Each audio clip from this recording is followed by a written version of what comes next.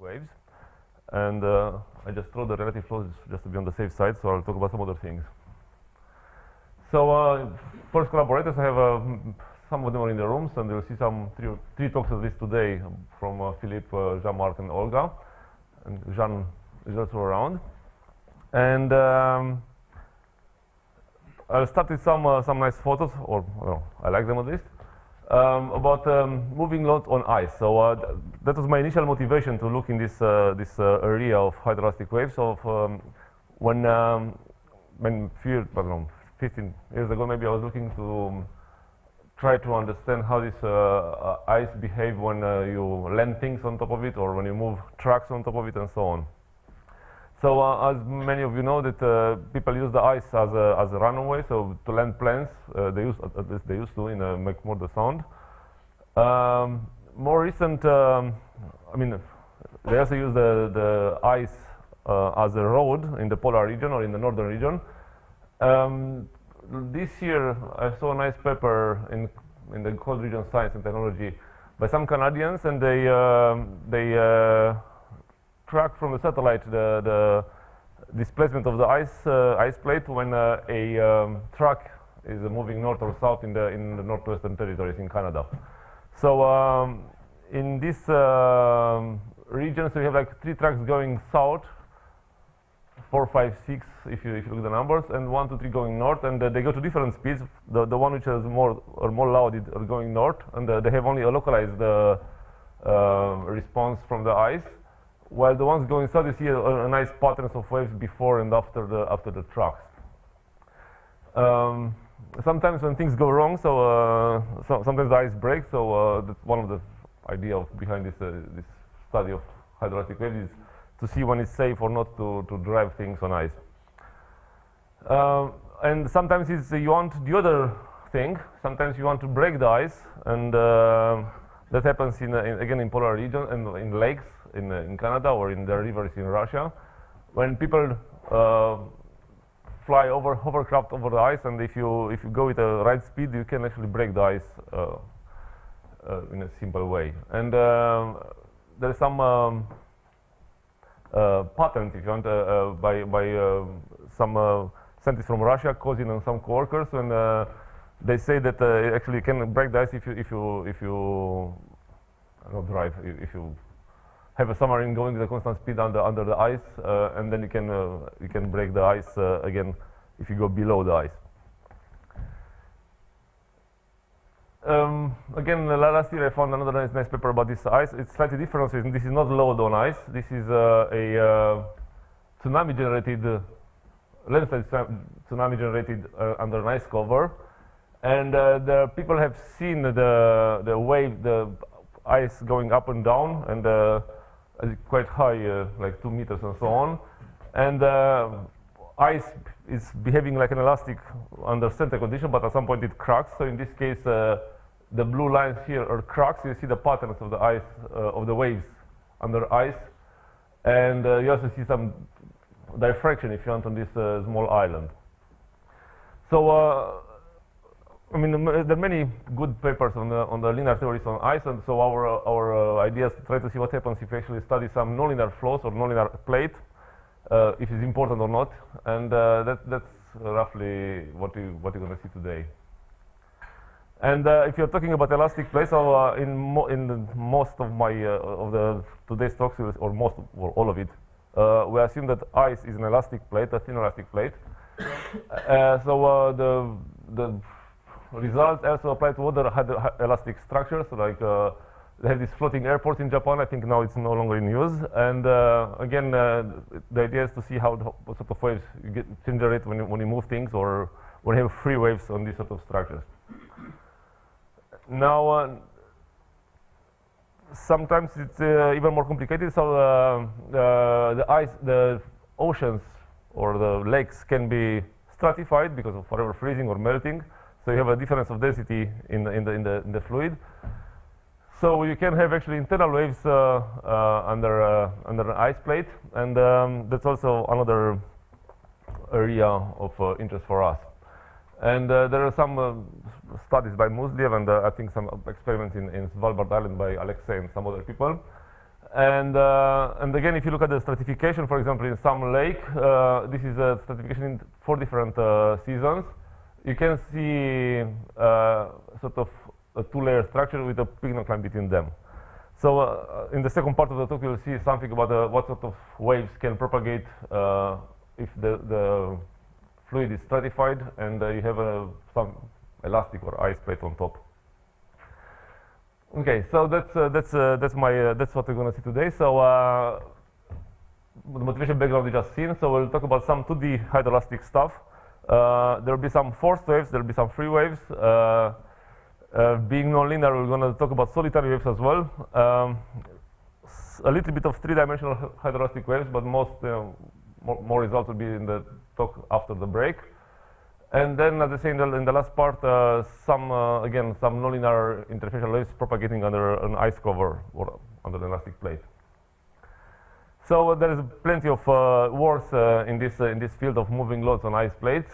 I just put 3 of them here, but there are more of them. So that people have moved things in top of ice in many places, in lakes in Japan or in Canada or in Antarctica, or near Antarctica. There has also been some observation of large amplitude waves, which again suggests that maybe some nonlinear effects are important by Marco in 2003. So many of the works are using the linear wave theory, and I think the first paper is Greenhill in 1886 when they have an elastic cover in top of some fluid. And more recently, it's again people have started to look to some nonlinear effects, and you can have a nonlinear flow or nonlinear plate or both of them. And yeah, just say there's more selection of results of various computational or analytical using center manifolds or nonlinear Schrodinger and some other theories. One of the nice graphs I like to show is the one produced by Takizawa. So he's done these experiments in this lake in Japan.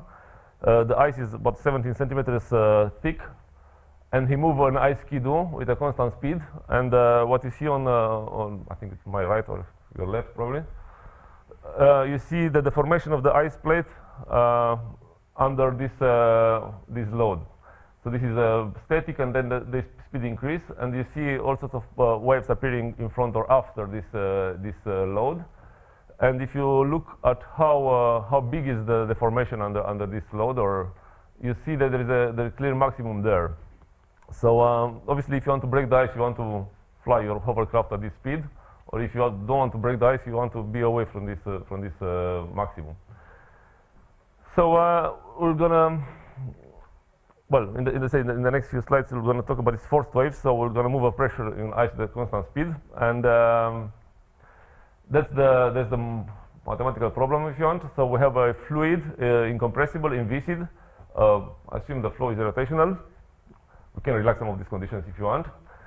We have a elastic plate on top. As I say, under certain condition, the ice, you can see it as an elastic. Again, on certain time scales and so on, so obviously you can see it very viscous if you want on different scales or other ways.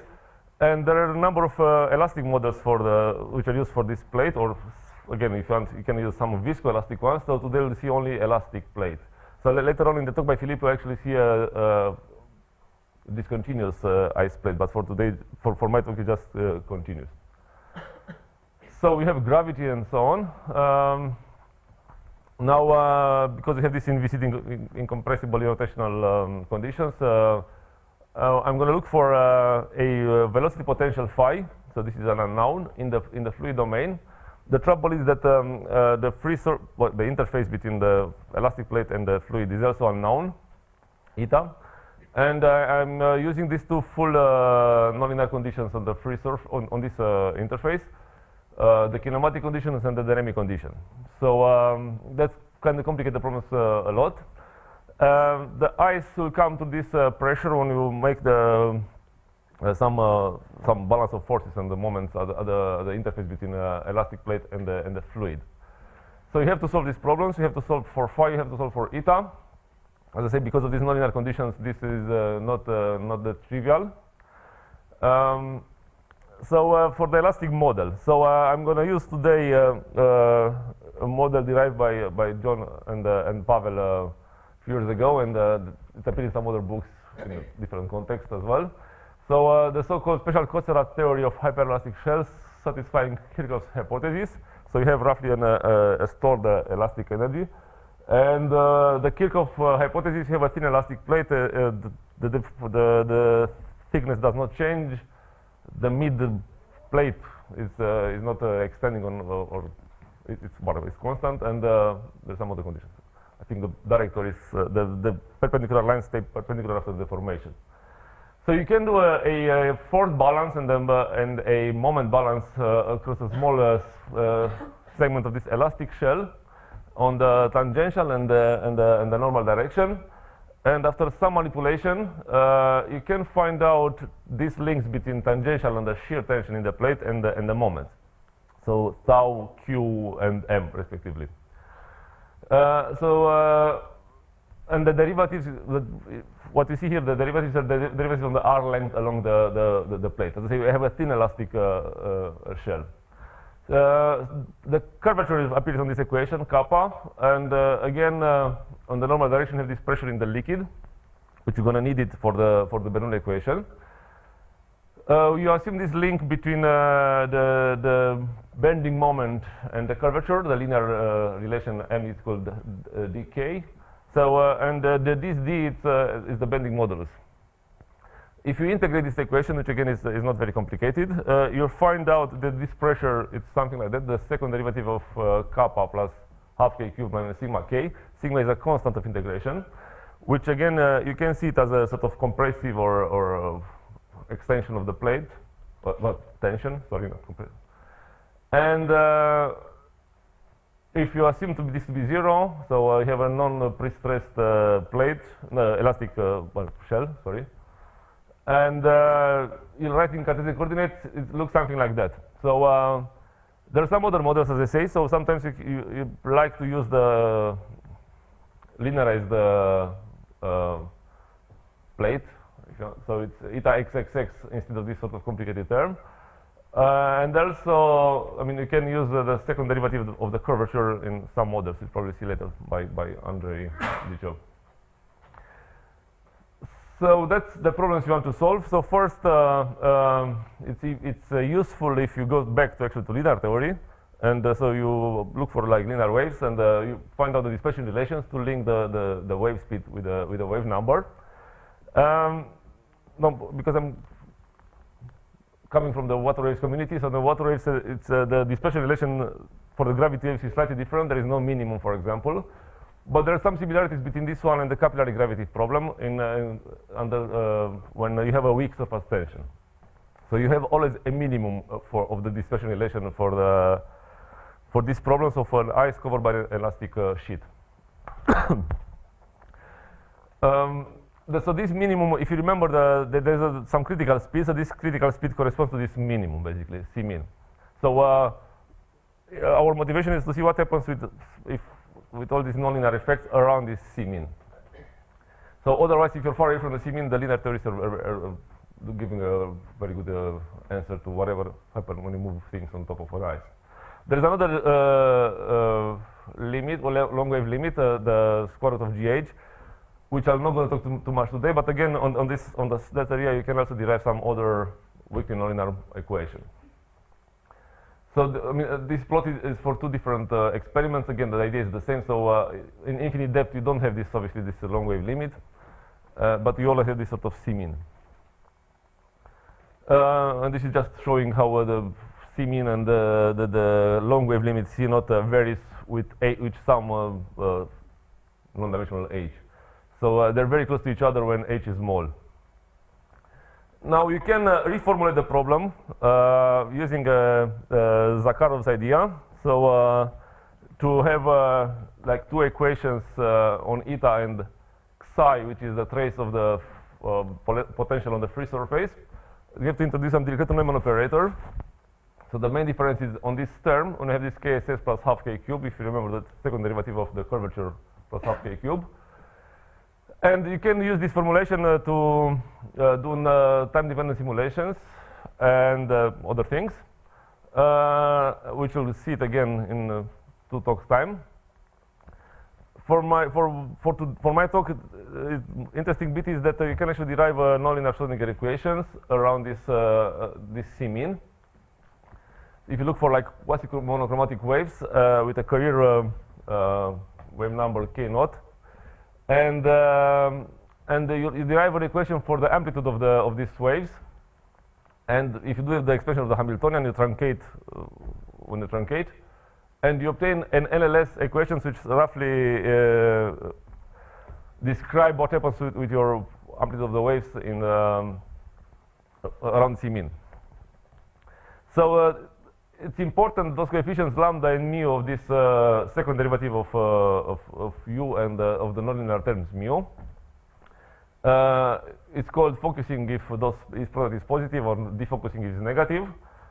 In our particular problem, so if you look for the experiments, you can find out that lambda is always positive, and mu, which is on the graph on the left, and mu is changing sign after at some critical depth, which means that for deep water, the NLS it's defocusing, so it does not admit solitary wave solutions. While on the other side, when we have a shallower water, you do have the right kind of NLS which admits solitary wave solutions. I'll say, because being nonlinear community, this is kind of interesting to find out if you can have solitary waves in these problems. So computation. So the steady ones in 2D, we use a sort of boundary integral method based on Cauchy integral formula. We go on the inverse plane, so we compute x of phi, y of phi instead of phi of x and y of phi. For the for the time-dependent solutions, we use some spectral methods, and again, I'm not going to talk too much about this today. So we can actually move in time our solutions if we want, using this Hamiltonian formulation and this pseudo-spectral method. Now, what you're going to get, so for the first waves, sorry, when C is less than C mean, so it's like the tracks going less than the C mean if you want. If you remember on the experiments, it was only a localized answer, and yes, that's what you obtain. So this is, the left graph is close to the uniform stream, the right one is close to actually something else. So you can have 2 solutions for the same speed for C less than C naught. And the depth is actually increasing when you go to C mean. So the linear theory has a small problems here because it will predict a blow up of the solution. But if we can derive, so we did derive some sort of forced NLS in this case, and this forced NLS predict, at least in deep water, a finite answer to this C mean. There are other ways of preventing this blow up, putting some damping and so on, but as I say, I'm concentrating on the nonlinearity today. So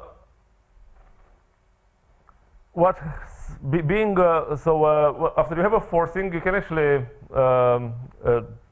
do continuation in your algorithms, and you can actually remove the forcing. So basically, it means that you can have free waves propagating at some point, the so-called solitary waves. So the solitary waves are not the one like KDV type, which some people may be used to, or the so-called NLS type, with decaying oscillations. So I mean, this is all example of depression solitary waves, means that at 0 it's negative, or elevation, which are positive, so the lower ones. If you're far away from this C mean, you have fewer oscillations. If you're close, you have more oscillations.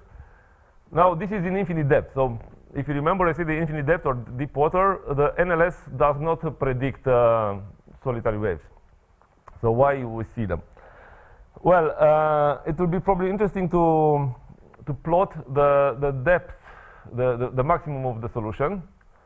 And that's the top graph.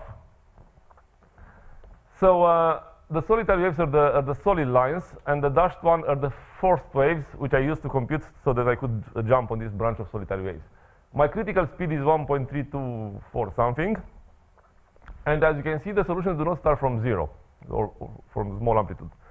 So the NLS was derived for the small amplitude solutions, and the NLS does not predict solutions, small amplitude solutions, and they're not small amplitude. So to obtain these solutions, we have to go to high amplitude solutions. So it bifurcates from the so-called finite amplitude solution. And if you can continue with a different kind of code the solutions on the wrong side of C mean, if you want, on the C bigger than C mean. And those one becomes generalized solitary waves, which are waves with non-decaying oscillations. So that's why you don't actually see these branches starting from 0. Now, we can compare branches of solutions. So we can compare, for example, this solid on the lower graph, solitary waves for this model with some solitary waves for the Kirchhoff law of the second derivative of the curvature one. And there's quite a big difference between them. So it really depends on which sort of model you're using to find out the amplitude of the solitary wave. Now we can continue the branches. So maybe I should say more. So so this is only the start of the elevation branch, the solid one. So it's much more complicated. There's a paper by Jean and Jean-Marc and some coworkers. When you can actually continue this one, it's a very complicated behavior. The depression solitary wave, you can continue to up to C equals 0. And at some point, those things start to overturn. Now, again, if you think of ice, obviously this is not going to happen. So the ice will break before that. You can, look for strain and so on. And at some point, your solution will become non-physical. But again, if you think of just elastic plate, you can go to these overturning solutions. And even self-intersecting one, again, which makes no sort of physical sense. If we look, so another question was, are they stable, those solutions, or maybe or not? And we can compute the energy of these waves, which is like potential, the other round, kinematic, potential, and the elastic energy. And so this is the depression branch on this graph on your right. And there are a couple of extrema. So there's a minimum very close to C mean. There is a maximum there. And you can actually show, numerically, you can show that when it's very close to C mean, the solitary waves is unstable, again, numerically. And on this branch is actually stable. So with the algorithms based on this pseudo-spectral method, we managed to show that this is the case. And more recently, I think on this one, Tao and some coworkers have shown that this is unstable as well. But as I say, I'm not going to show it those things today. Now, what happens if I go to finite depth? So in finite depth, if you remember, we have the right NLS if it's very shallow water. Now you're looking only at the amplitude of the waves. So on this particular graph on your left, so the solid line is the so-called infinite depth, which started from a finite amplitude.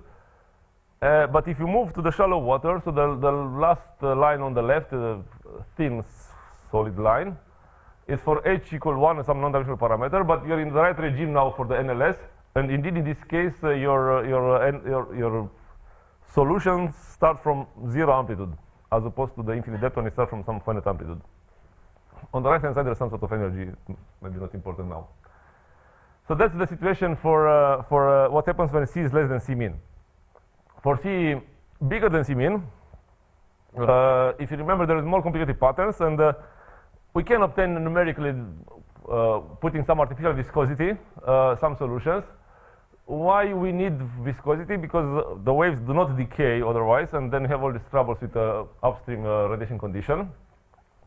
So in infinite depth, you have waves behind, so everything goes to your left.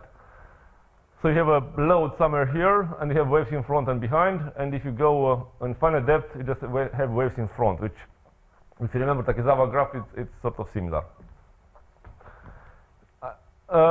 So that's about these forced waves. So there is no solitary waves in this area.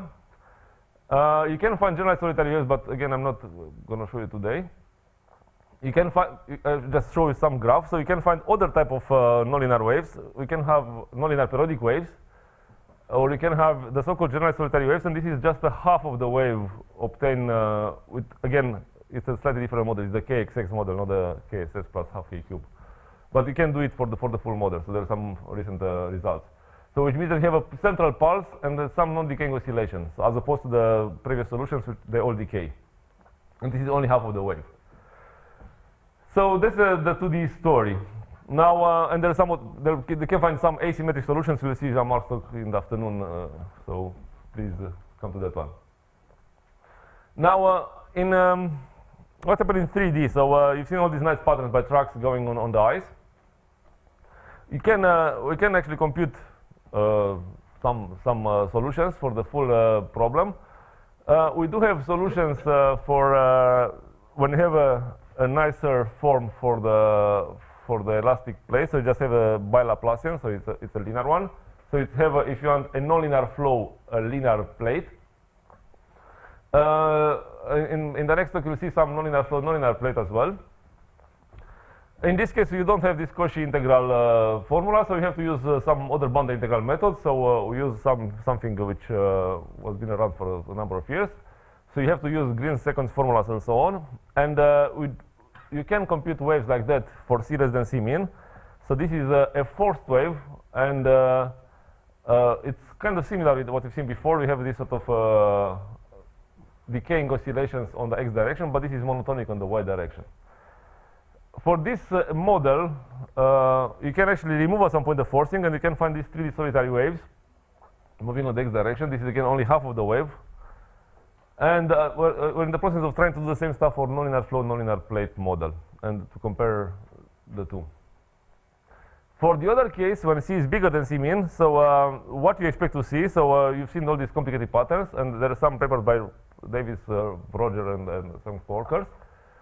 So on your left, depending on the speed, you can have more complicated things happening. So you have these waves in front, so everything moves to the right. And on these sort of 4 graphs. And you have these patterns of waves in front of this pressure, or whatever, moving, or and behind. So if you're familiar with the sheep waves are usually behind the pressure. And they look maybe something like this on the 3rd graph from here, with divergent and transverse waves. But because of this flexural effect, you have also waves which curve in front of the pressure. And again, if you're familiar with the capillary gravity waves, that's kind of what happens there as well. So it's a much more complicated pattern with waves before and after. There are some waves done for a load, a rectangular load with Fourier transform, so everything was done linearly. Now with our code, we can actually compute waves for the nonlinear problem. So in this case, is moving to the left. And you can see, so this is sort of the pressure, and then you see this sort of waves in front and after. Now the only trick is, again, as before in 2D, we need some viscosity, because otherwise you'll have troubles with the waves reflecting from the boundary of the domain. And I mean, depending on how close you or far you're from the C min, you have waves longer or shorter in front of you, and again, behind the pattern is changing. It's a flexural wave, they're not gravity coupled. Flexural gravity waves. Yeah. Flexural gravity, yeah, or hydroelastic, yeah. So if you're moving very close to C min, I mean, the tendency of the waves is just to go to the 2-dimensional pattern. Again, you'll see the effect of the truncation, so they're not yet 2-dimensional. And again, so the waves move that way. So you see all these waves in front and after with different wavelengths. So that's what you can obtain in 3D. And then you can increase the pressure, so you see more and more nonlinear effects if you really want. Now, so the last part of the talk, the last 10 minutes or so. So everything so far you've seen it as one uniform fluid. As I say, because of whatever freezing or melting, you have stratified fluids in some cases. And the simplest model to look for waves, okay, to study this problem is to consider a 2-layer flow, which means that the Pignok line is very thin, and you have one fluid heavier here, another one less heavy there. Now the trouble is you have 2 things to worry about. You have the interface between the heavy and the light fluid, and also the whatever you have in top, elastic, in this case, plate. So you have more equations, which I don't write now. You have Bernoulli equations on top at the middle. You have kinematic conditions and so on. And you have eta and, let's say, zeta unknown. Now, okay, so before going forward, I should mention that we're planning to do some experiments next year in March in Hamburg in Hydrolab with some co-workers in Magdakar from St. Andrews on this sort of setting. So again, the simplest thing is to go to the linear problems to have some indication of where to look for nonlinear waves. And in this case, the dispersion relation, when again you put some linear waves and you look for the link between C and K, the wave speed and the wave number. So in this case, we actually have two branches of solutions. So before you have this sort of only C mean, C, K with a C mean. Now you have two branches of solutions. If you want to use the slow for the one from here and fast from the one above, we have other names if you want. And you always have a minimum on the one above. So if you want to look for a solitary wave kind of types, the waves, so it's your best bet is to try to be between this one and this one. And you can actually have two types of waves, bifurcating from the minimum of the fast mode or the other one, internal waves, or from the slow mode. So just a reminder, what happens for gravity waves? And gravity waves, if you have no effect of capillarity or flexural or anything, you still have two branches, but there is no gap between them.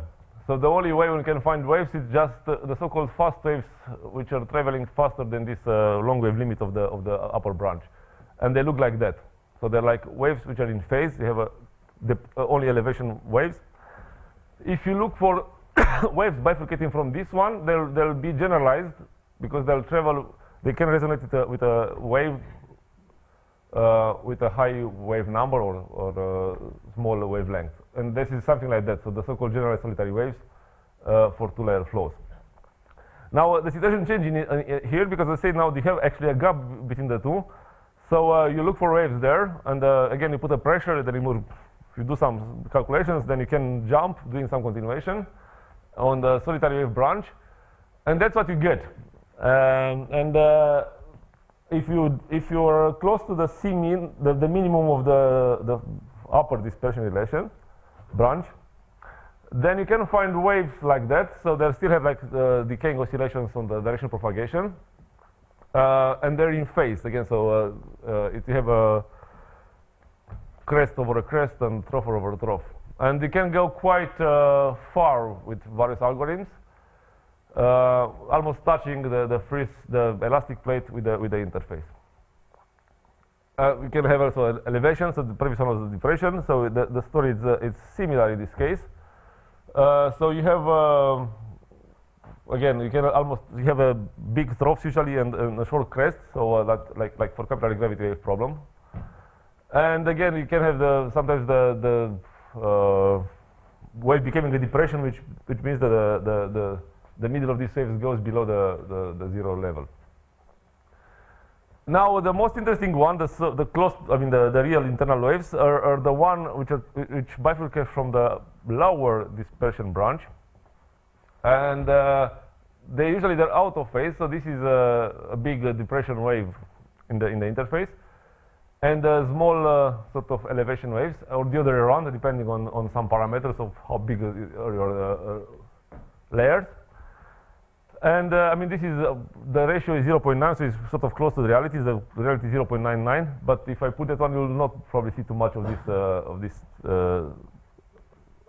deformation. So, and those waves tend to sort of become the so-called tabletop solitons. So there is some point when they start to expand. So if you play with the parameters, you can make a minimum appearing on this dispersion relation. Again, this is, as just mentioned, this is not physical, so the ratio of density is quite small. But in this case, you can have a wave out of phase slow solitary waves which have also decaying oscillation. And I think it's you can also play with so you can make waves which are general solitary waves. So you start with solitary waves, you move up, and at some point your solitary waves which is this big pulse, travel at the same speed with sort of two chains of waves with two different, which interact between them due to this intersection between the solitary waves and the so-called, well, linearly generated waves, if you want. Now, before finishing, so numerically it's not more complicated to put a more exotic things on your code. So what happens if you actually have a elastic plate on top, elastic plate in the middle? So, okay, why? Well, some motivation if you want. There are some fuel assemblies. So people in some nuclear reactors, they have elastic plates and they have flow between them. So that's a kind of model, if you want, of these things. So again, there are a lot of interest in the stability of this sort of elastic plates in this case. Or if you don't like this one, I have another one. So there is a paper in 2014 after a flyby by Galileo on Jupiter. Some scientists say that probably there is a structure of club sandwich ocean on this planet. So we have ocean, ice, and so on. So again, if you want to believe me or not, that's so that's a kind of motivation why we can study these sort of things. And again, it's the safe one because you cannot fly it very easy there to see if that's the structure. So in this case, what changes the dispersion relation now? You don't have the gap between the branches. You have a gap below the lower branch. And in this case, you can actually have, again, out-of-phase solitary waves as before. And that's kind of some of the examples. And I think that's it for my talk. So I'll come later to see 3 more talks on related topics. And you've seen today various 2D and 3D things. Thank you. Thank you very much. Are there any questions? I have one. Is there a dead water analogy with the 2 plates? I don't know. I can probably check, yeah. Not sure. There should be probably, but I haven't checked the regime. John? You showed this very interesting contribution from the elastic properties which John Tolan and co-workers have developed. Yeah. But when you didn't use this in your computations, because you had like a second derivative of the curvature. No, for the most, I think only one slide was that one. So for most of the result, I'm using that model, so k ss plus half k cube. So you're using that? Yeah, that's the one I'm using. Yeah. I mean, the advantage is that you can have an energy and so on, Hamiltonian, so it's much better. From a numerical point of view. That one. Yeah, so that's the one I'm using. Yeah, the full one. It would be it's interesting to combine nonlinearity and dissipation or damping. Yes. In terms of the cubic Schrödinger equation, it's expected. If you include small damping, it will be the same, but with complex coefficients, and that is known as the Ginzburg-Landau equation. And I believe it's specially designed to combine nonlinearity and viscous and. So, and as I understand, there are also solutions, I mean, the spherical solutions, balancing, I mean, the nonlinearity balance, both damping and inertia. Okay. Yeah. Would be interesting. I have some stupid questions. If you have many waves in plate, so plate probably should be shorter. Shorter? Yeah, because it will be if you calculate the length of deformed plate, so then it is bigger. I don't know. Why should it be shorter? I'm not sure. Yeah, because if you have finite plate, you press it down, so then the ends of plate will move to each other. Yeah, I mean, okay, so this is like for the infinite plate, so yeah, it's. Yeah, but then you should have some tangent. Yeah. I mean, probably we can. And did you assume the existence of retention in plate or not? In all the results, no, and also So I say that sigma is 0. So I can put sigma numerically, shouldn't be a problem. But the answer is no. I assume there is no. There are different waves will appear. Okay. Yeah, I never tried. So in my case, sigma is 0. It can be negative or positive. And I should probably have said I neglect inertia, which you can put if you want of the plate. So mine are weightless elastic plates. On that question, in some of the models, the constitutive assumption is that the material occupied by a period of the flat plate is the same as the material occupied by the curved plate. So the plate is forced to stretch, and there's elastic stretching energy accordingly. But on this model, we assume there is no stretching. Yeah, I understand. Yes. So I presume you can put the stretching here. You can put the stretching. That would be like a surface You station. can put it in Like Sort a of, yeah. Exactly. Like compression or stretching. You can put Slightly more, stretching. slightly more nonlinear probably. But you can't allow the whole plate to be sucked in from infinity. That's why you need to do what you just said. Arnold Kerr did a lot of work on that with respect to rail tracks, for example. Yeah, He was very yeah. concerned. Future plans to add compressibility model. What do I plan? Having future plans to add the compressibility. I mean, we're doing some stuff at the moment with Philippe Gouyer when actually we have pieces of elastic plates, like interaction of solitons with broken ice or ice flows and so on. So that's kind of what I'm doing. And again, inertia is something which at some point I'd like to put and see if there's any important changes in the solutions. And viscoelastic stuff, yeah. Sorry, that's another thing which. Okay, I think we're spot on time. Let's thank Luke and Emilian for two very nice talks this morning.